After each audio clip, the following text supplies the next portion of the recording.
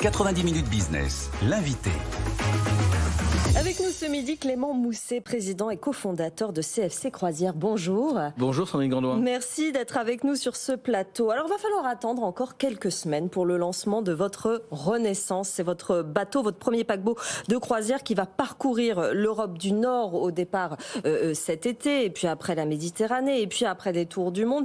C'est une aventure, en fait, tout simplement, de lancer un paquebot, Clément Mousset. Il y a eu plusieurs reports, et c'est normal, ça fait partie du truc, finalement.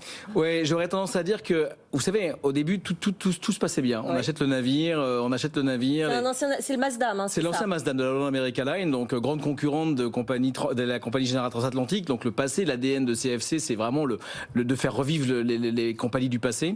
Et effectivement, ce navire n'a pas navigué pendant 3 ans. Et pendant 3 ans, eh bien, le bateau se détériore. Et quand on a remis les moteurs en route après seulement 5 jours de propriété, on s'est dit super. On a vraiment on est vraiment vernis. Puis finalement, le bateau arrive au chantier. Et puis, on se rend compte que il y a quand même beaucoup plus à faire. Et puis, on annule une première fois puisque on a des retards de livraison de matériel qui viennent du monde entier, notamment d'Asie. Et puis là, on se rend compte qu'effectivement, il y a des pièces qui ont été mal usinées et qu'il faut les refaire intégralement. Donc, on a encore du retard. On s'excuse auprès de nos passagers, mais une fois encore, la Renaissance ne sera que plus belle. Les passagers qui vont être de toute façon, finalement, ils vont être en partie remboursés, ceux qui sont impactés par ces retards. On parle du Renaissance lui-même. C'est un petit paquebot de 119 mètres, ça fait partie des petits paquebots, effectivement entièrement rénové.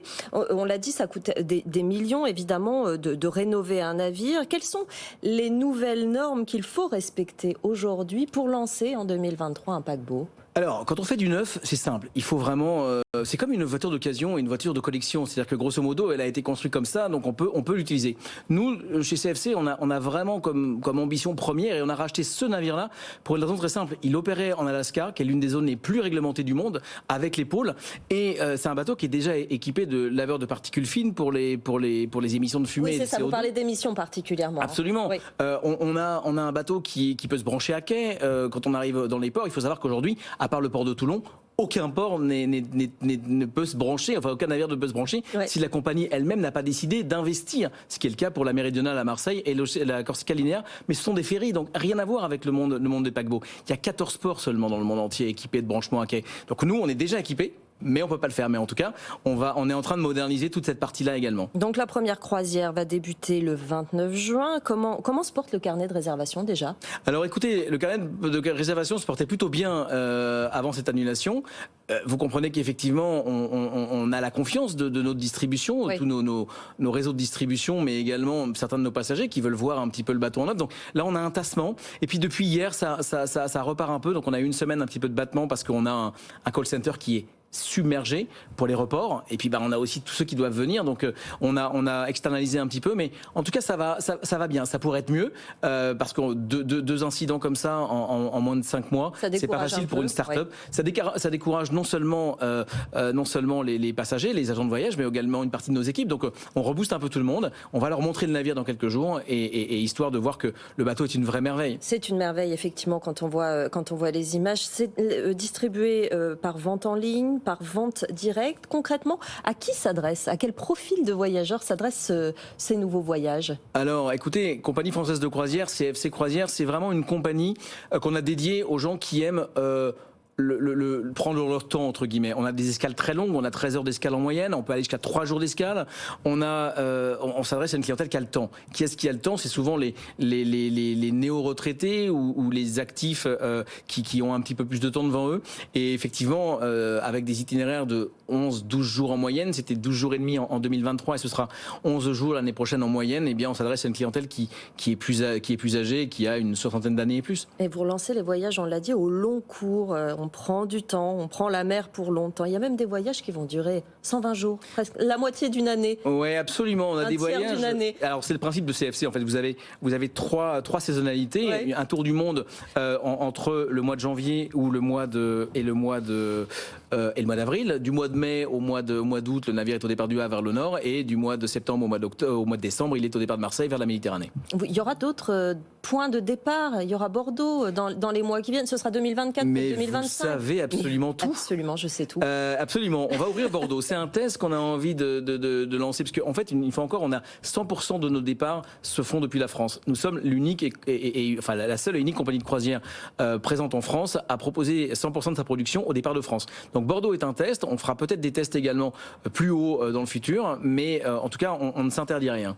Vous dites que, j'ai lu que vous disiez que la croisière était un produit assez méconnu finalement, conspué. C'est vrai qu'en ce moment il y a beaucoup de bashing, notamment sur le fait que ce soit polluant, que ce soit associé en tout cas au tourisme de masse. Et en France on a un petit peu de mal finalement à redévelopper. Il y a quelques acteurs, mais il y en a moins que chez nos voisins. À quoi c'est dû et comment on lutte contre ça? Comment on relance l'attractivité de ce secteur? Alors une vraie méconnaissance. Grosso modo, on a une faculté à parler, ou une propension du moins à parler de choses qu'on ne connaît pas.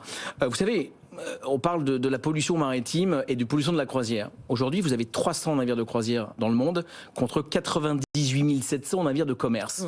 Et c'est nous qui sommes les plus vertueux, puisque bien évidemment on expose nos passagers, donc on ne va pas les exposer avec des retombées de fumée, etc. Donc depuis des années, la croisière est assez vertueuse quelque part. Ça fait des années, ça fait plus de 40 ans que les premières compagnies américaines ont développé le recyclage à bord. Et nous, on est de cela en fait. On est de cela. Nous, on suit la tendance.